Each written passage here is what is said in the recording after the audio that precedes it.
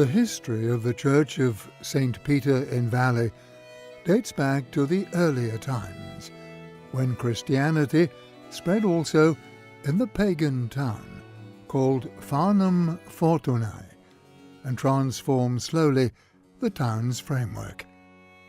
In fact, the present construction was built on the ruins of an early Middle Ages church, which was not far from the Valum, that is, the Latin name for the boundary wall of the Roman town.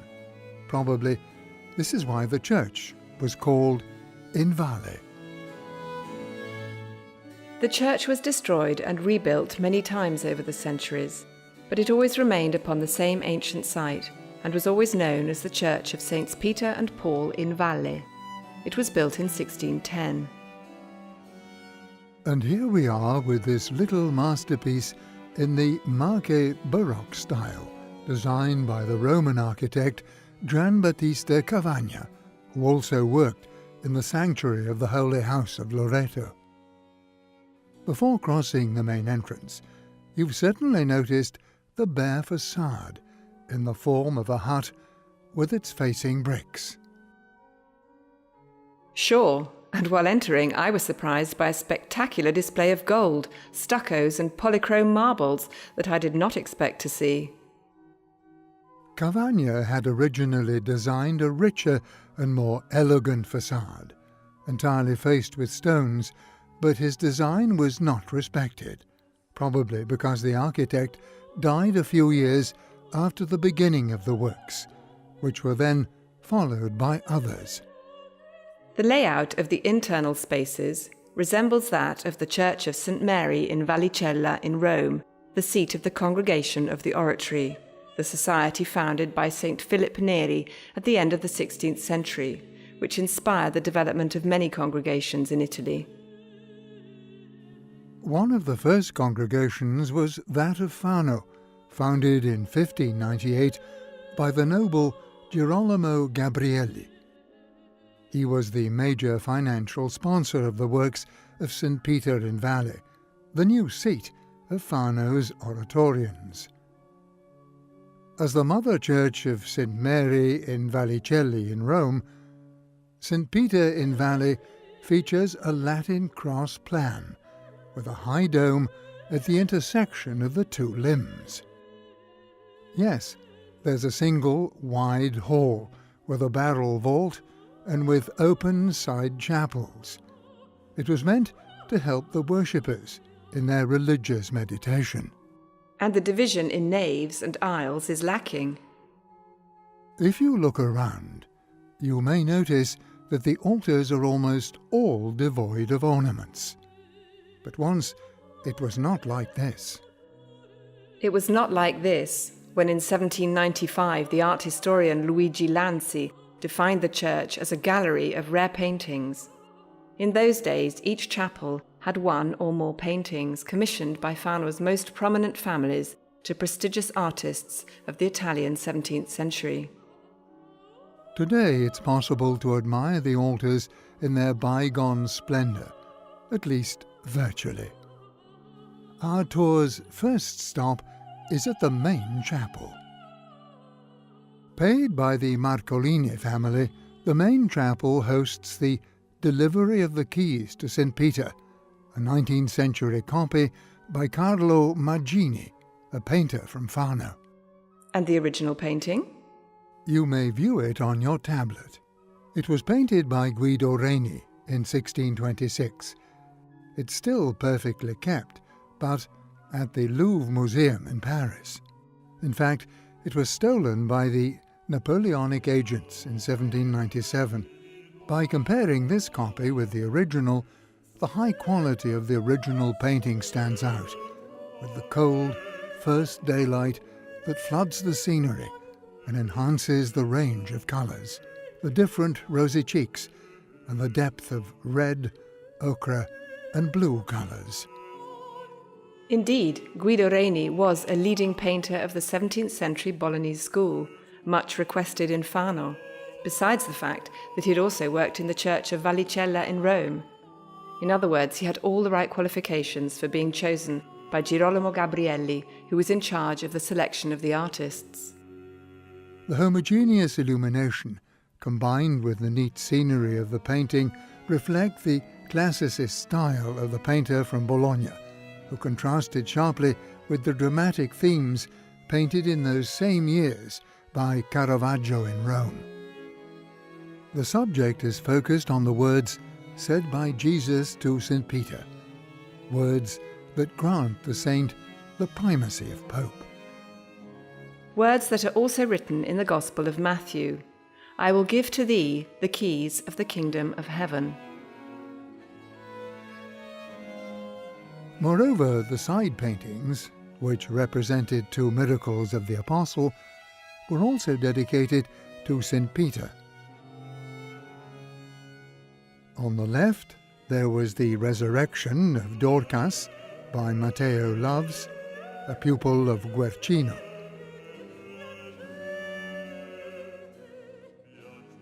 On the right, the Healing of the Lame Man by the painter Simone Cantarini from Pesaro. And it was here, in St. Peter in Valle, that Cantarini became fascinated by the poetic disposition of Guido Reni, and therefore decided to continue his training in Bologna at Reni's workshop. However, they had a difficult relationship, which led to the breaking off of all relations between the two painters. Luigi Lanzi was lucky enough to see the masterpiece of Reni next to that of Cantarini, and about the latter he wrote, "It's a painting that even if sighted close to St. Peter by Guido, it's not overwhelmed by it. Although less refined, it's rather intense, and certainly more effective." I agree with him.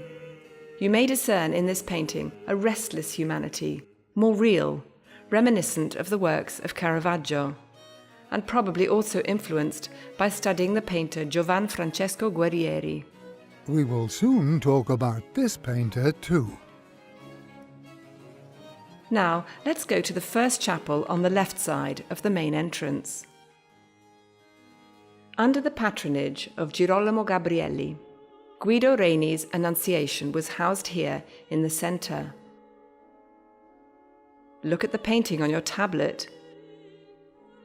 The figures are depicted against a foggy background, and the tactile values of the materials emerge full of light. The heavy clothes, the tender petals, and the soft feathers. Furthermore, the light sculpts the faces, making them look like delicate ivory statues. This painting represents the special, intimate devotion to the Virgin Mary, cultivated by the Oratorians and by the same Gabrielli. To the right of the Annunciation was situated the Flight into Egypt by the painter Giuliano Gabuzio from Fano. To the left, the St. Joseph's Dream by the painter Giovan Francesco Guerrieri from Fossombrone in the style of Caravaggio. In the Annunciation by Reni, the composition is well balanced, developed through vertical lines of figures that give a sense of stability, while in the painting by Guerrieri, the diagonal lines prevail, thus bringing a restless dynamism. Here the angel comes from above, but Joseph has not yet woken up. And if the Gospels didn't tell us what happens next, we might still be wondering if he will ever wake up. Guerrieri has captured a moment in the dead of night, a sudden flash in the darkness to illuminate few objects of everyday life. The poor furniture, the dirty nails, and the carpenter's tools. We find the intervention of the painter Guerrieri in all the paintings in the next chapel, dedicated to St. Charles Borromeo and commissioned by the Petrucci family. In the dome in the middle, the apotheosis of St. Charles, on both sides the story of his life. The altar displayed the vision of St. Charles Borromeo. Also in this painting, the objects of everyday life emerge from the darkness, captured by the candlelight. However, the contrast between the lights and shades in the paintings on either side is less brutal. The miracle of healing the man born blind, and St. Charles and the noble Petrucci, in memory of the day in which Borromeo came to Fano and the Petrucci family, dressed in rags, met him at Ponte Metauro, the Metauro Bridge. The third chapel is that of the Marcolini family, and it housed in the middle St. Paul resuscitating Eutychus by the painter Lorenzo Garbieri from Bologna. On the sides, the Conversion and the Martyrdom of St. Paul by Antonio Viviani, an artist we'll later take into consideration. Now, let's move to the other side of the church. The third chapel on the right was owned by the Marcolini family.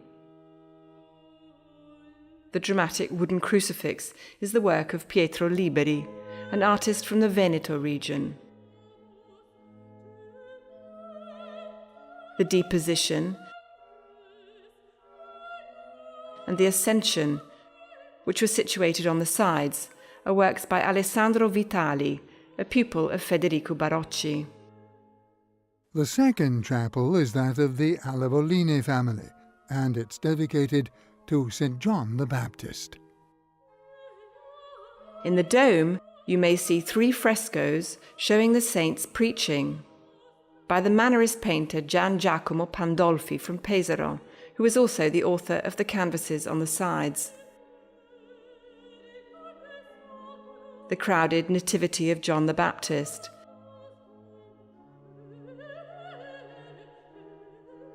and his gruesome decapitation.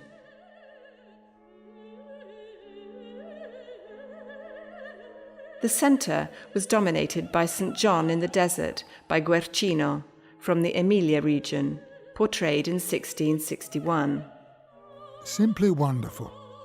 The twilight draws the outline of the saint's vibrant body. In the desert dryness, a few vivid landscape details emerge. The young sheep cropping the grass, the green spots of vegetation, and the gushing water to recall the baptism of Jesus. Although the composition balance is influenced by his fellow countryman Guido Reni, Guercino is more faithful to the life, with his vital and warm shades. Under the patronage of the Uffraduce family, the first chapel commemorates St. Philip Neri. On the dome, you may still see the narratives of his life. The altar was adorned with a Madonna and Child appearing to the saint by the painter Luigi Garzi from Pistoia. Now it's time to raise your eyes to the ceiling and look at the bright frescoes. They were made between 1618 and 1620 by the painter Antonio Viviani da Urbino, also called Il Sordo, the deaf man, following a disability caused by being in contact with the humidity of the frescoes. He was already sick when he started working in the Church of St. Peter in Valle, and he died at 60, just a month after the completion of his frescoes. The reason why Viviani had been chosen by Fano's oratorians was that he was a pupil of the painter Federico Barocci from Urbino, an artist much considered by St. Philip Neri. And among Barocci's followers, he was the only expert in wall painting. The colour range is exceptional, with bright and changing colours. The depicted figures, with their diagonal and always dynamic poses, crowd the architectural and naturalistic landscapes full of light, colours and movement. The frescoes illustrate life scenes of Saints Peter and Paul, to whom the church is entitled. In the counter facade on the left, St. Peter meets Jesus and asks him, "My Lord, where are you going?" Jesus replies, "I'm going to Rome to be crucified again," thus referring to the future martyrdom of the apostle. On the right, St. Paul frees the island of Malta from the snakes. In the barrel vault, a dynamic crescendo, from the touching embrace between the Saints Peter and Paul to the impressive realism of St. Peter's crucifixion, who ascends triumphally a golden sky in the following panel. The cycle is resumed in the vault of the main chapel, entirely dedicated to St. Peter. On the left, Christ holds out his hand to the saint while walking on water. In the middle, the apostle challenges Simon Magus, the heretic, who falls heavily after a trial of levitation. On the right, an angel releases the saint from the prison. And once again, an Annunciation by the deaf man, situated on the high altar to represent the oratorian's worship of the Virgin Mary. The Baroque style in the Church of St. Peter in Valle is airy and full of light. It calls forth a charming choir of angels. And indeed, the angels here are so many. The plastic art decorations inside the church were carried out at different times. In 1619, the artist Pietro Solari from Rome decorated with stuccos the side walls and barrel vault with classical style motifs. The dome, finished only at the end of the 17th century, was decorated by Lauro Buonaguardia, an artist from Bologna who got married in Fano. In the pendentifs, tondos with Old Testament prophets. In the drum, 4 large angels that alternate with luminous windows. And in the golden conch, sculpted and painted angels. Now go back to the nave and look at the dome from a distance. You'll notice a balcony from which the statues of the Virgin Mary and the Apostles peep out with their faces turned skywards. The combination of artistic techniques, virtuoso displays and theatrical, astonishing effects are the main features of the Baroque style. The purpose of the poet is to stupefy, wrote the Baroque author Giambattista Marino. And this dome has indeed stupefied everybody. In the arms of the transept, there are 2 choirs with 18th and 17th century organs, decorated in 1710 by Giorgio Ferretti, a sculptor from Como. The graceful and slim angels play life-size musical instruments widely used in the Baroque music repertoire: the violoncello, the chitarra battente, the arch lute, the natural horn, the oboe, the English flute, and the buccina. St. Philip Neri used to say, "It's important to join the pleasantness of spiritual music to serious exercises made by serious people." And of course, the music always enlivened the oratory practice. The restoration works in the Church of St. Peter in Valle date back to a recent age. In 1953, after the ravages of World War II, the church's custos, keeper, sent a letter to the superintendent which said, "This temple, that according to many art lovers and experts is the most beautiful in the Marche region, is in terrible condition for many years now. I would be immensely grateful for your help in saving it from ruin." In the following decades, partial restoration works were carried out in the architectural construction, as well as in the pictorial and plastic art decorations, often threatened by the high level of humidity. The last restoration works, executed thanks to the patronage of the municipality of Fano and the EU funds for the Marche region, have enabled the restoration of the Allavolini, Uffreducci and Gabrielli families' chapels, the flooring and the complementary stones, as well as the implementation of safety measures for the high altar and other structural interventions. In 2015, the renovated St. Peter in Valle was open to the public to show all its white and gilt treasures. And if this visit to the Gallery of Rare Paintings was not only a virtual tour, we're not asking you to go to France, where are kept the delivery of the keys to St. Peter by Reni and St. John by Guercino, but in the Palazzo Malatistiano of Fano, the seat of the Municipal Picture Gallery, the Pinoteca Civica, which is just a few steps away from here. On the first floor of the Palazzo, you may admire the majority of the paintings that used to adorn the altars of the church, such as the Annunciation by Reni, the Healing of the Lame Man by Cantarini, the canvases by Guerrieri, and many other artworks. These masterpieces are all there, waiting for you.